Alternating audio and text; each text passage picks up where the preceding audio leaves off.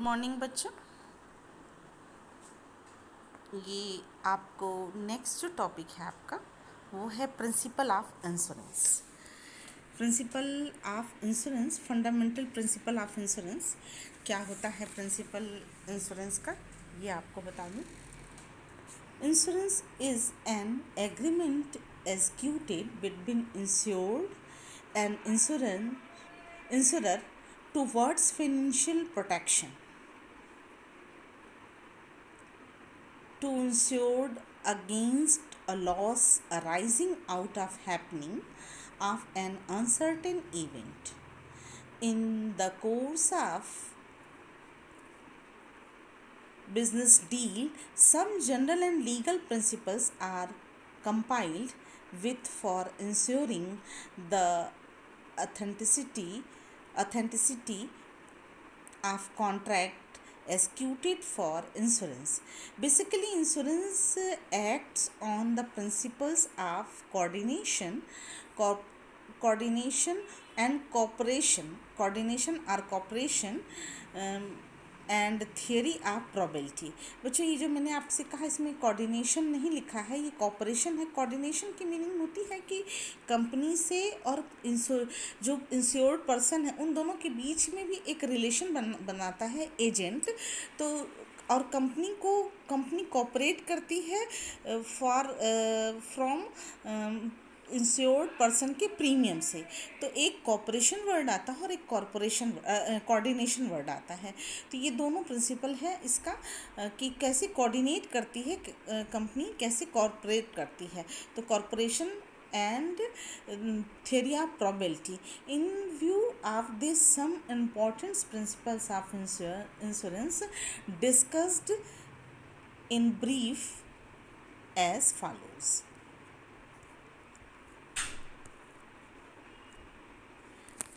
Basically, principle of cooperation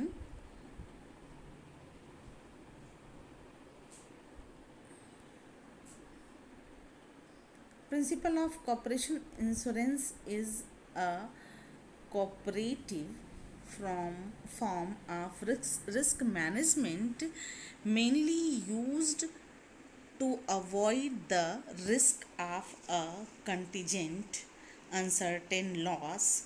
Hence, it is a cooperative device.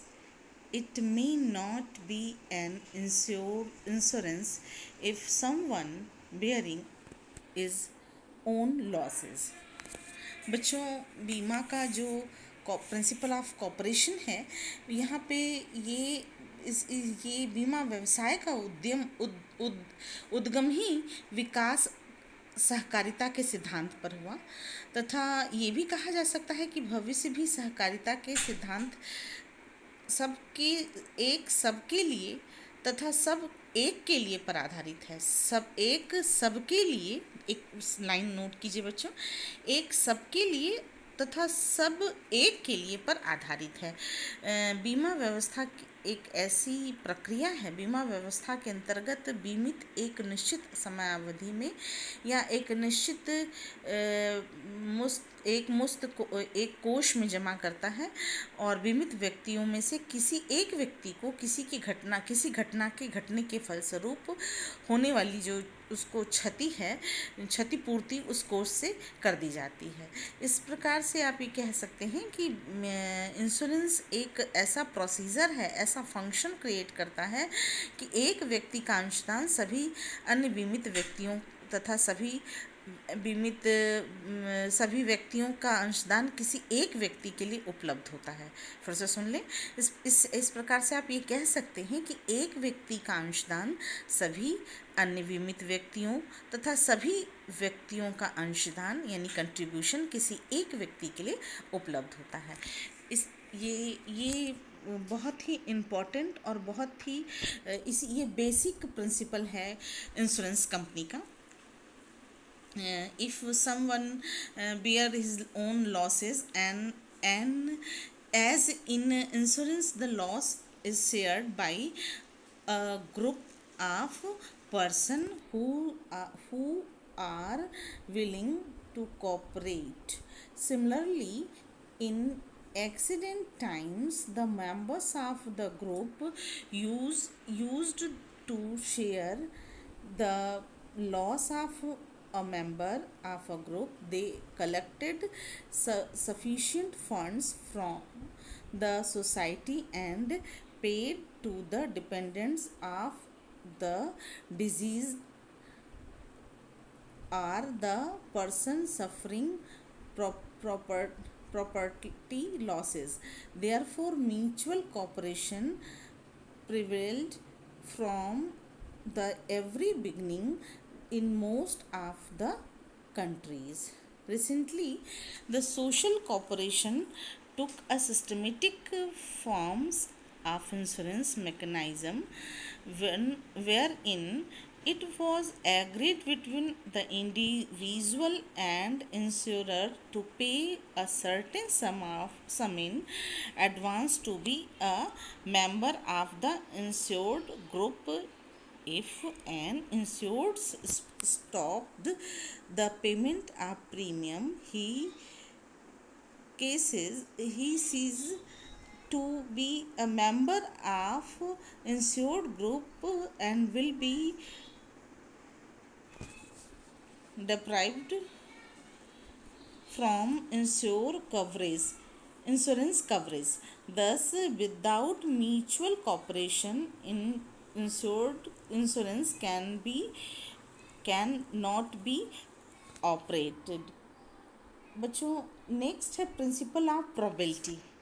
आपने तो probability पढ़ी हुई है, खूब अच्छे से पढ़ी हुई है, आपको तो खूब अच्छे से इसका मीनिंग समझ में आता होगा कि प्रोबेबिलिटी क्या होती है. प्रोबेबिलिटी की मीनिंग ये होती है कि व्यक्तिगत जीवन एवं व्यावसायिक क्षेत्र में अनेक ऐसी अनिश्चितताएं और ऐसे रिस्क होते हैं और इन्हीं अनिश्चितताओं और रिस्क की वजह जोखिमों के मध्य एक विविध प्रकार के निर्णय लेने पड़ते हैं. अनिश्चितता के संबंध में लगाए गए अनुमानों को ही संभावितता के रूप में प्रतिपादित किया जाता है. बच्चों, एक ऑथर है लाप्सले. वो कहते हैं कि अनुकूल घटनाओं का समान संभावना वाली समस्त घटनाओं के समान अनुपात की संभावित होता है. कहने का मतलब कि आपके सामने से एक बिल्ली आ रही है, वो दाएं मुड़ सकती है या बाएं मुड़ सकती है. दाएं मुड़ने यानी कि लेफ्ट टर्न होगी या राइट टर्न होगी. इसकी अगर आपको प्रोबेबिलिटी निकालनी होगी तो 50-50 होगा. हो सकता है कि वो 50 बाएं मुड़े, वो 50 हो सकता है कि दाएं मुड़े. तो प्रिंसिपल जो घटना घटनी है, हो लॉस होगा या नहीं लॉस होगा, ये एक सेकेंड इसका जनरल प्रिंसिपल ही ये है कि ये प्रोबेबिलिटी पर बेस्ड होती है. There is a probability that losses already happened in the past may recur if other condition remained unchanged. That is way of chance of loss are anticipated in advance to determining the amount of premium. The loss in the form of premium can be spread appropriately only on the basis of theory of probability. As the degree of losses is uncertain and it depends upon different factors, the related factors are analyzed before determining the sum of losses. The trend of event happening in ascertaining liabilities for insurance. Past trend of events are kept in account for anticipating the future trend of event if situation is same. It is purely बच्चों, आप ये कह सकते हैं, it is purely mathematical process to determine the risk of loss based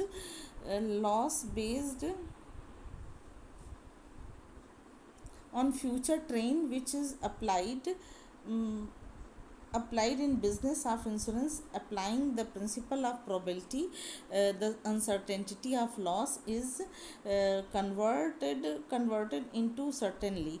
While determining premium, it is taken care that the insurer neither have to suffer loss nor gain too much. Therefore, the insurer has to change a reasonable amount which is sufficient to meet the loss.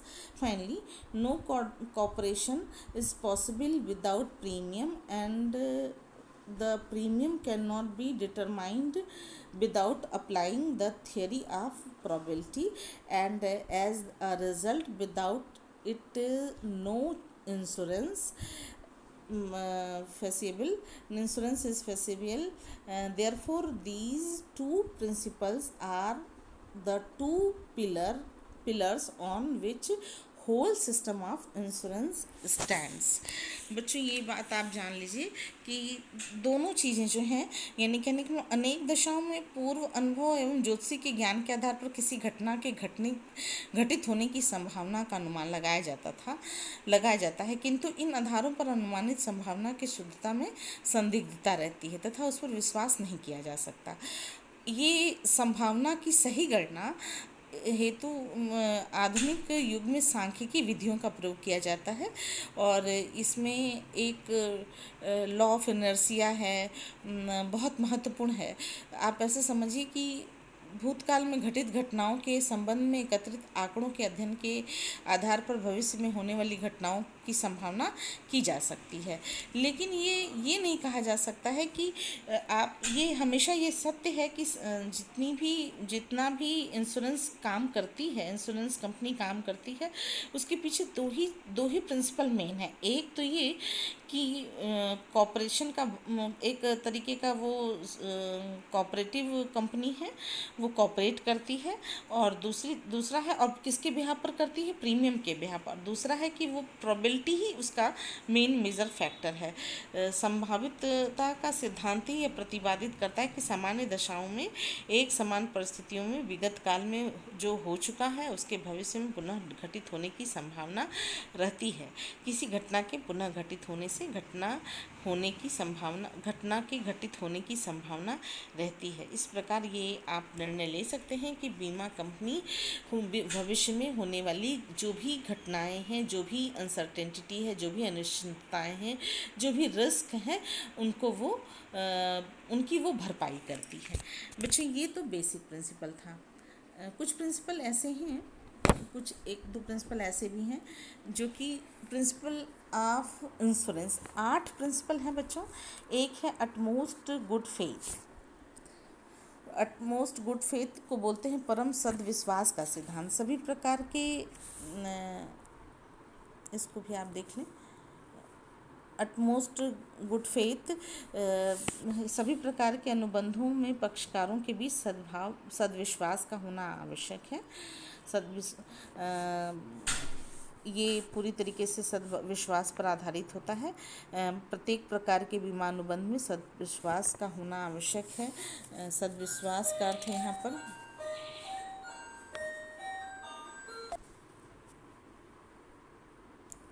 Next बच्चों, इसमें insurable interest.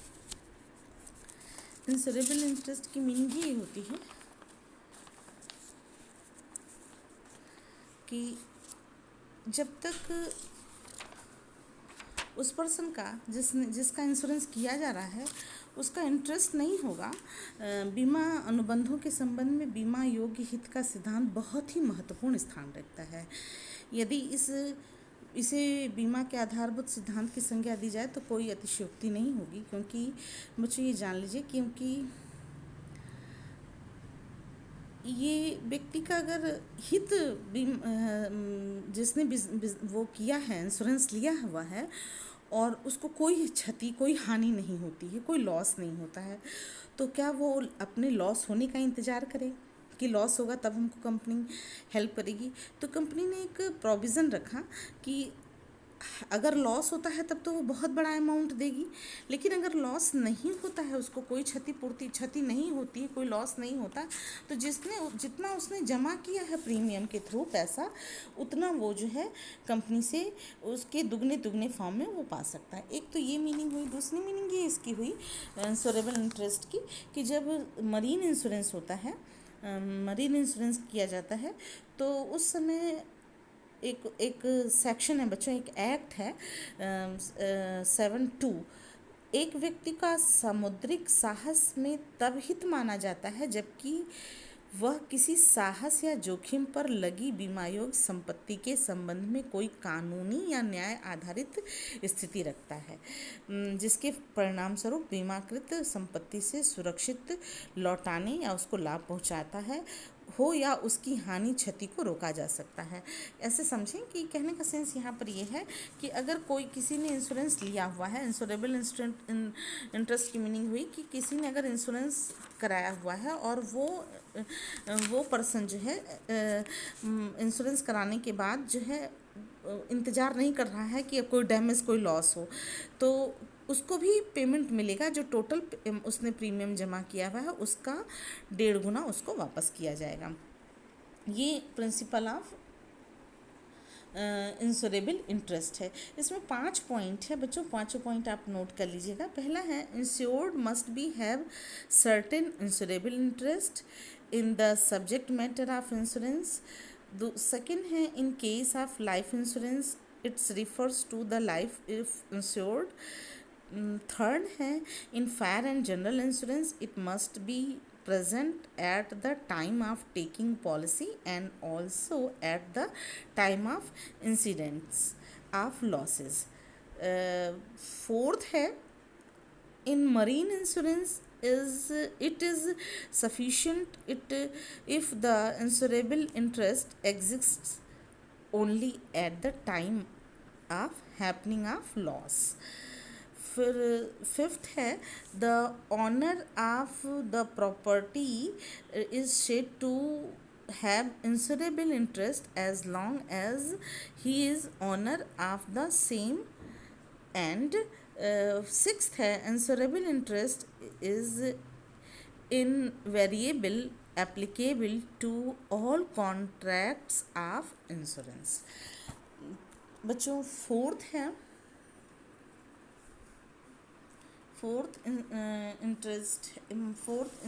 mitigation।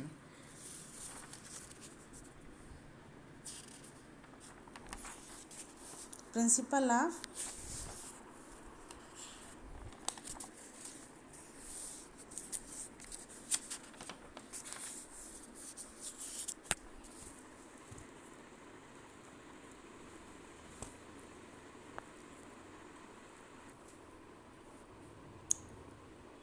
ये principle of mitigation of losses, इसको बच्चों बोलते हैं क्षति के अल्पीकरण का सिद्धांत। क्षति के अल्पीकरण का सिद्धांत ये भी बहुत इम्पॉर्टेंट है कि क्या होता है ये भी आपको बता दूं। यह सिद्धांत क्षतिपूर्ति बीमा अर्थात अग्नि बीमा तथा सामुद्रिक बीमा में, यानी कि ये कब लागू होता है ये आपको बता दूं। ये फायर इंश्योरेंस और मरीन इंश्योरेंस में लागू किया जाता है। इस सिद्धांत का जो बेसिक नेचर होता है वो ये होता है कि बीमा कराने वाले व्यक्ति को जो इंश्योरेबल आइटम है उसकी सुरक्षा के लिए हर पल हर क्षण जागरूक रहे। हानि होने की दशा में वो सुरक्षा के सारे उपकरण, सारे उपाय करे और उसके द्वारा उसी माल की सुरक्षा हेतु बीमा नहीं कराए जाने की स्थिति में किए जाते हैं। वो इस बात को और अधिक सरल शब्दों में स्पष्ट कर सकती हूँ कि बीमा कराने वाले, इंश्योरेंस कराने वाले प्रत्येक बुद्धिमान व्यक्ति जो भी इंश्योरेबल लॉस है, गुड्स का लॉस है, उसको कम करने के हेतु प्रयास करें, क्योंकि जो वह इंश्योरेंस नहीं कराने की स्थिति में है वह लापरवाही करते हैं। तो जो ये कहने का सेंस कि इस मिटिगेशन का मतलब ही होता है कि जो लॉस है वो उस लॉस का पूरा भरपाई नहीं करती है इंश्योरेंस कंपनी। इसलिए ये लाइबिलिटी क्रिएट होती है उसकी, जिसने जो इंश्योरेबल पर्सन है उसकी, कि वो अपने गुड्स के, अपने प्रोडक्ट्स के को ज़्यादा से ज़्यादा सुरक्षित रखने का प्रयास करे, क्योंकि अगर 100% लॉस होता है तो केवल 60% ही वो भरपाई करेगा। ये है मिटिगेशन, प्रिंसिपल ऑफ मिटिगेशन। फिर नेक्स्ट है principle of attachment.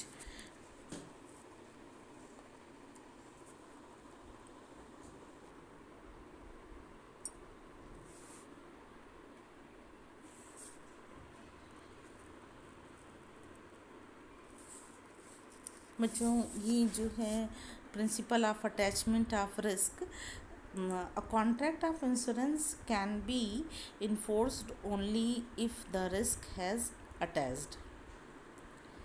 If for any reason the risk is not run, the consideration for which the premium was given fails, and the insurer must return the premium. The premium can only be returned if the risk is not run or could not run. It immaterial as to why the risk is not run or could not be run. The premium is to be returned even where the risk is not run to or could not be run due to the fault will be pleasure of the assured.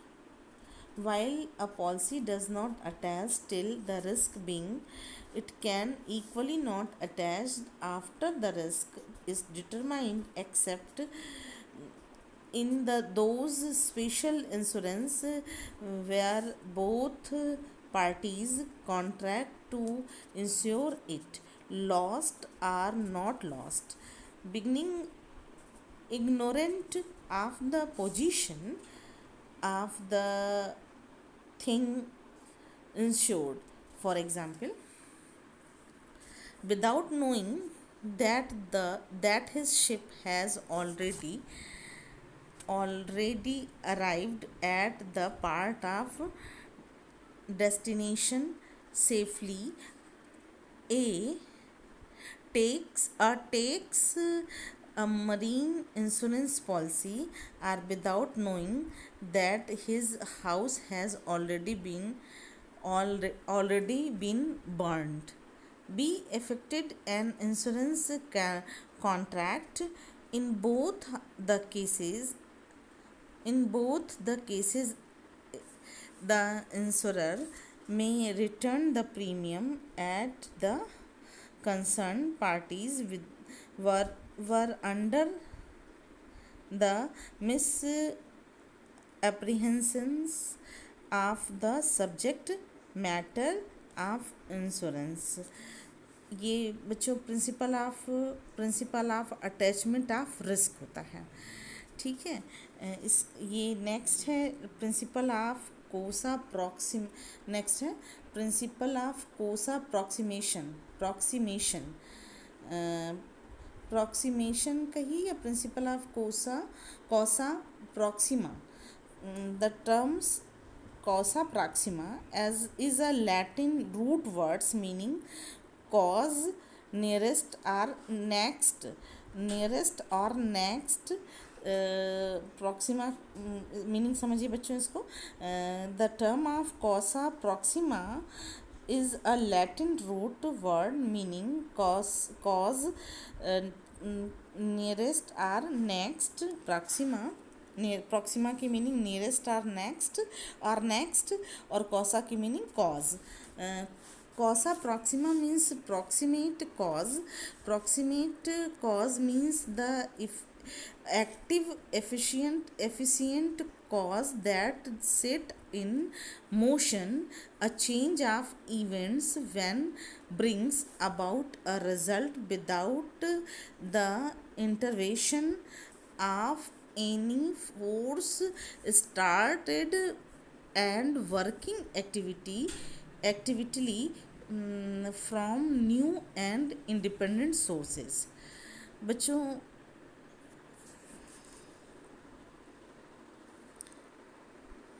Principle of कॉसा कॉसा approximation में थोड़ा सा इसको और अच्छे से clear करूं. it has been it has been defined as the active efficient cause that set in motion a train of events which brings about a result without the intervention of any offense started and working activity from a new and independent sources. To बच्चों ये आपको Proxima कॉसा Proxima एक Latin language word से लिया गया है. इसकी meaning होती है कि कौन से ऐसी चीज़ है जो बहुत नियरेस्ट. इसमें दो तीन उसमें आते हैं टर्म्स. एक आता है loss has been caused by the insured perils. दूसरा है cause has been immediate or proximate to the loss. मतलब कि जो लॉस होना है उस ऐसे समझिए कि एक अगर मान लीजिए कि बीमा कंपनी ने एक प्रॉमिस किया हुआ है कि हम बीमा कंपनी से इंश्योरर पर्सन का एक लॉस 10 लाख रुपया होना है और 10 लाख रुपए की जगह 11 लाख रुपए का लॉस हुआ. तो बीमा कंपनी जो भी भरेगी वो 10 लाख रुपए के भीतर का ही भरेगी.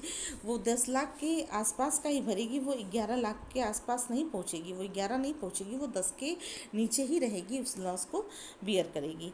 तो इसको बोलते हैं कॉसा प्रॉक्सिमा. नेक्स्ट बच्चों principle of subrogation. Principle of subrogation ये subrogation means the exercise the one's own benefits of rights or remedies passed by another against third party. The term has been derived from two Latin words sub meaning under and roger means to ask. Thus literally subrogation means asking for payment under another's name. According to Alien Thomas, it is the right to which on one person has to stand in the place of another and avail himself of all the rights and remedies of that other. Subrogation is the transfer of right and remedies of the insured to the insurer who has indemnifies the insured in respect of the loss. बच्चों एक हमने आपको छोड़ा हुआ है. Principle of indemnity हमने छोड़ दिया है. वो भी मैं आपको भी बता देती हूँ. Subrogation is the insurer's right to receive the benefit of all the rights of the assured against third parties which is satisfied will existing or diminishing the ultimate loss sustained. Uh, the doctrine of subrogation is the outcomes of the principle of indemnity. It applies only to fire and marine insurance. It applies only fire and marine insurance. After making goods of loss, the insurer it is initiated to succeed to all the ways and means by which the assured might have protected himself against the loss. For this own benefit, the insurer comes to passes all the rights of insured against third person as regard the subject matter once the claim is paid by the underwriter. For example, the owner of a motor car having a comprehensive insured covered has got two alternatives in case of an accident with another car or person third party. Firstly, he can claim for the damages from the insurance company, and secondly from the negligent driver of the other car. बच्चों, ये meaning आपको समझ में आ रही होगी कि ये जो होता है एक जो सब्रोगेशन है उसकी मीनिंग ये होती है कि थर्ड पार्टी पर ट्रांसफ़र कर दिया जाता है। जो कहने का सेंस ये कि इसको बोलते ही हैं प्रत्यासन का सिद्धांत या स्थान ग्रहण का सिद्धांत। क्षतिपूर्ति बीमा जो जिसने लिया, जिसको यदि उस हानि के लिए जो पर्सन, कहने का मतलब कि जो कंपनसेशन पाने का प्राप्त करने का अधिकार होता है वो उसको मिल जाता है जो थर्ड पार्टी हर्ट हो रही है। ऐसे आप समझें कि मान लीजिए कि आपने अपने स्कूटर का बीमा कराया और मिस्टर ए से कोई गलती हुई और आपके स्कूटर में टूट फूट हो जाती है, जिससे कि आपने मिस्टर ए से भी पैसा लिया और बीमा कंपनी से भी पैसा लिया। तो मिस्टर ए से जो आपने पैसा लिया, जो आपको मिस्टर ए से आपने अपनी हानि वसूल की है, तो वो ये सब्रोगेट कर, ये आपको उनको ऐसी दशा में आपको जो एक्चुअल लॉस हुआ है वो केवल 500 रुपये का ही हुआ और आपने बीमा कंपनी से भी लिया, उनसे भी लिया। तो ऐसी स्थिति में ऐसे कहते हैं कि प्रिंसिपल ऑफ सब्रोगेशन क्रिएट होता है, क्योंकि या तो आप एक ही व्यक्ति से हर्जाना वसूल कर सकते हैं, या तो इंश्योरेंस कंपनी से, या तो आप उस पर्सन से कर सकते हैं। एक दूसरा ये है कि जो थर्ड पार्टी है उससे प्राप्त हर्जाने की रकम को बीमा कंपनी का अधिकार होता है कि इसमें कुछ वो भी दिए हुए हैं।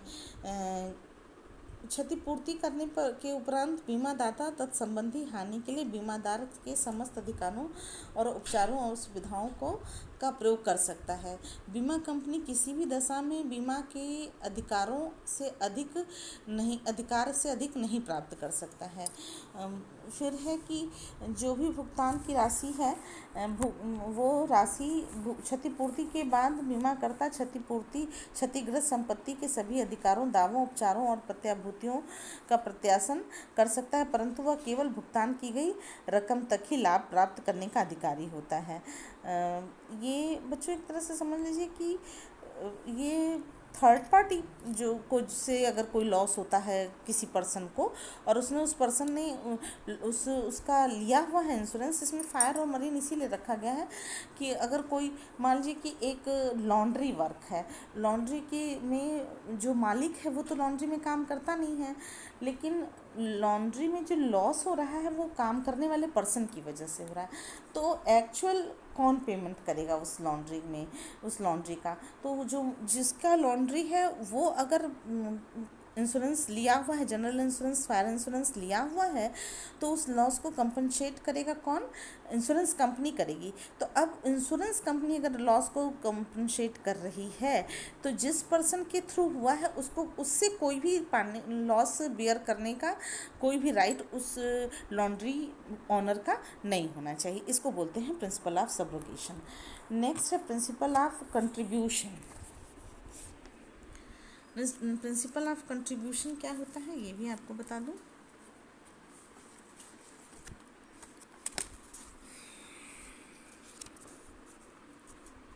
प्रिंसिपल ऑफ कंट्रीब्यूशन ये है 8वां। पहले हम सोचे थे इंडेमनिटी बताऊंगी। प्रिंसिपल ऑफ कंट्रीब्यूशन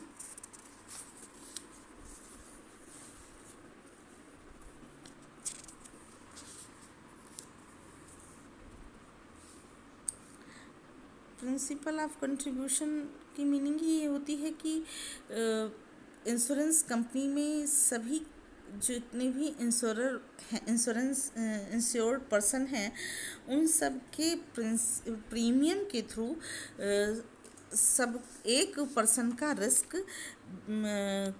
रिस्क को बियर किया जाता है। उसके सबके कंट्रीब्यूशन को एक साथ लेकर के कंपनी जो है रिस्क बियरिंग कराती है। इसको बोलते हैं प्रिंसिपल ऑफ कंट्रीब्यूशन। बच्चों, एक छूट रहा था, indemnity.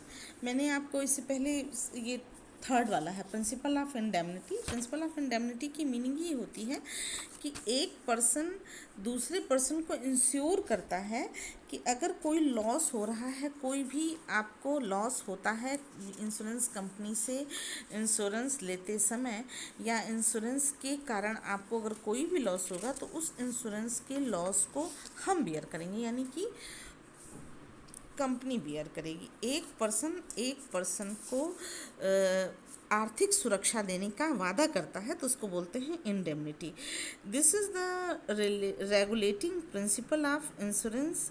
It is applicable in all contracts of insurance except life, personal accident and sickness insurance. It does not apply to every classes of business but is applicable to fire, marine, bulgari and any other policies are not on the life insurance policy. बच्चों, आपको समझ में आ रहा है? जीवन बीमा पर principle of indemnity लागू नहीं होता है। Under an insurance contract, the insurer undertakes to indemnity the insured against losses suffered by the latter indemnity. Indemnity means security against damages or losses or compensation for the loss. ये इसका एक formula है। For consumption is of claim in case average class in is these is equal to sum insured into actual loss divided by sum insured into actual loss, दोनों से multiply किया जाता है, और divided by market value of damages assets. Market value से उसका division कर दिया जाता है, तो जो वैल्यू आती है वो इस पर लागू होता है, उतना ही उस पर्सन को मिलेगा। ये इसको बोलते ही हैं इंडेमनिटी। ये बच्चों थर्ड वाले को बता रही थी, प्रिंसिपल ऑफ इंडेमनिटी। आपको ये एक तरीके से टोटल प्रिंसिपल पढ़ा दिया। आपको अगर कोई भी दिक्कत है तो आप हमसे फिर पूछिएगा बच्चों कि हमें नहीं आया मैम समझ में, और अगर आपको समझ में आ चुका है तब इसको अपनी कॉपी में लिख करके बनाइए। और बच्चों, एक आप लोगों के बीच में गलतफहमी चल रही है कि एग्ज़ाम होगा कि नहीं होगा। आप एकदम श्योर मानिए कि एग्ज़ाम होगा ही होगा। अभी हो मई में हो, जून में हो, लेकिन एग्ज़ाम होगा ही, मई में ही होगा एग्ज़ाम।